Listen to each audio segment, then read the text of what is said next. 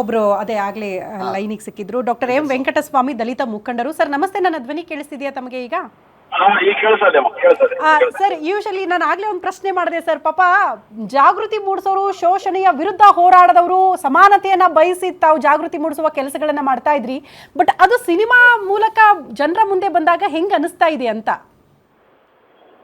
ನೋಡಿ. ಇದು ಸ್ವಾತಂತ್ರ್ಯ ಪೂರ್ವದಲ್ಲಿ ದೊಡ್ಡ ಶಾಪವಾಗಿ ಪರಿಣಮಿಸಿದ್ದ ಲ್ಯಾಂಡ್ ಲಾರ್ಡಿಸಂ, ಜಮೀನ್ದಾರಿ ಪದ್ಧತಿ. ಅದರ ಮತ್ತೊಂದು ಹೆಸರು ಹೇಳ್ಬೇಕಂದ್ರೆ ಪಾಳೆಗಾರಿಕೆ ಪದ್ಧತಿ.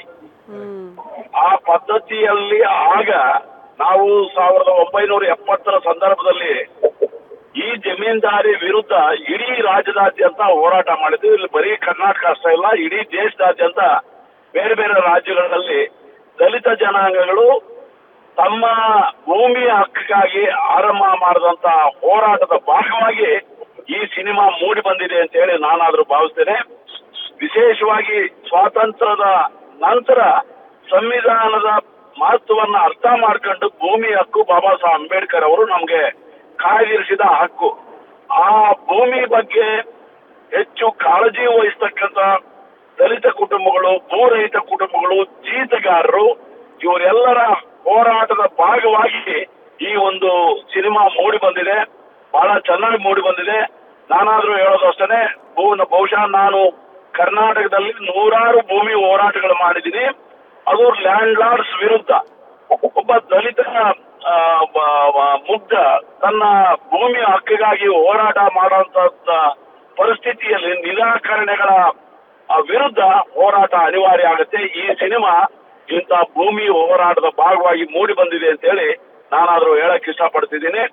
ನಾನು ಎಲ್ಲಾ ದಲಿತ ಹೋರಾಟಗಾರರು, ಸಮಸ್ತ ಹೋರಾಟಗಾರರು, ವಿಶೇಷವಾಗಿ ಕಮ್ಯುನಿಸ್ಟ್ ಮತ್ತು ಸಮಾಜವಾದಿ ದಲಿತ ಹೋರಾಟಗಾರರು ಈ ಸಿನಿಮಾನ ನೋಡಿ ಇಂಥ ಸಿನಿಮಾಗಳು ಮತ್ತೆ ಮತ್ತೆ ಬಂದು ಸಮಾಜದಲ್ಲಿ ಸಂವಿಧಾನದ ಮೌಲ್ಯಗಳನ್ನ ಎತ್ತಿಡಿತಕ್ಕಂಥ ಕೆಲಸ ಆಗಲಿ ಅಂತ ಹೇಳಿ ನಾನು ಆಶಿಸ್ತೀನಿ ಮೇಡಮ್. ಅಲ್ಲ ಸರ್, ಈಗ ನಿಮ್ ಕೆಲಸ ಸ್ವಲ್ಪ ಸುಲಭ ಆಯ್ತಾ ಅಂತ? ಎಷ್ಟೇ ಜಾಗೃತಿ ಮಾಡಿದ್ರು, ಏನೇ ಕಾರ್ಯಕ್ರಮಗಳನ್ನ ಮಾಡಿದ್ರು, ಜನರ ಮನಸ್ಥಿತಿ ಪರಿಸ್ಥಿತಿನ ಬದಲಾವಣೆ ಮಾಡಕ್ ಸಾಧ್ಯ ಆಗ್ತಾ ಇರ್ಲಿಲ್ಲ ಅಂತ. ಈಗಿನ ಜನರೇಷನ್ ಹೆಂಗಂದ್ರೆ ಸ್ವಲ್ಪ ಕಲರ್ಫುಲ್ ಆಗಿ ತೆರೆ ಮೇಲೆ ಕಾಣಿಸಿದ ತಕ್ಷಣ ಅದನ್ನ ಬೇಗ ಅಟ್ರಾಕ್ಟ್ ಆಗ್ತಾರೆ, ಅದನ್ನ ಇಂಪ್ಲಿಮೆಂಟ್ ಮಾಡ್ಕೊಳ್ಳೋದಕ್ಕೆ ಮುಂದಾಗ್ತಾರೆ ಅಂತ.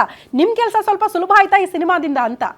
ನಿಜ ಮೇಡಮ್. ಇದು ನಿಮಗೆ ಆಂಧ್ರದಲ್ಲಿ ಈ ಲ್ಯಾಂಡ್ ಲಾರ್ಡಿಸಂ ದೌರ್ಜನ್ಯ ಇರುವಾಗ ಆಂಧ್ರದಲ್ಲಿ ಒಂದು 7-8 ಸಿನಿಮಾಗಳು ಬಂದಿದೆ ಇದೇ ರೀತಿಯಲ್ಲಿ. ಬಹಳ ದೊಡ್ಡ ಜಾಗೃತಿಯನ್ನು ಉಂಟು ಮಾಡ್ತು. ಬಹುಶಃ ನಿಮ್ಗೆ ಆಂಧ್ರದಲ್ಲಿ ನಕ್ಸಲ್ವಾದಿ ಹೋರಾಟ ಹುಟ್ಟಿದ್ರೆ ಈ ಲ್ಯಾಂಡ್ ಲಾರ್ಡಿಸಂ ವಿರುದ್ಧ. ಅದಕ್ಕೆ ಆಗಿನ ಗದ್ದರರು ಈ ಲ್ಯಾಂಡ್ ಲಾರ್ಡ್ಸ್ ವಿರುದ್ಧ, ಈ ಲ್ಯಾಂಡ್ ಲಾರ್ಡಿಸಂ ವಿರುದ್ಧ ಹೋರಾಟ ಮಾಡಿದ್ರಿಂದ ಆಂಧ್ರದಲ್ಲಿ ಬಹಳ ಆಯ್ತು.